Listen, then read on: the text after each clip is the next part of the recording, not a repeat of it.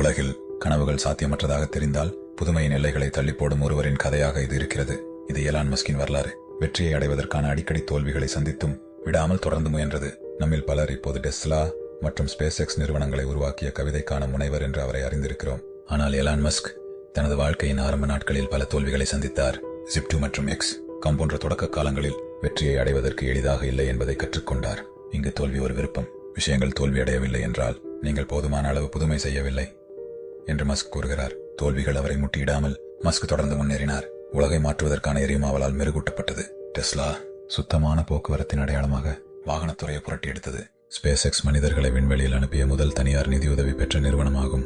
ஏதாவது முக்கியமாயிருந்தால், வாய்ப்புகள் எதிராக இருந்தாலும் அதை நீங்கள் செய்யணும் என்று மஸ்க் கூறுகிறார். அடுத்த முறை நீங்கள் தோல்விகளை சந்திக்கும் போது எலான் மஸ்கின் பயணத்தை நினைவில் கொள்ளுங்கள். தோல்வி என்பது வெற்றியின்பால் ஒரு படிக்கல் மட்டுமே. இணைந்து தோல்வியை ஏற்றுக்கொண்டு சாத்தியமற்றதை சாதி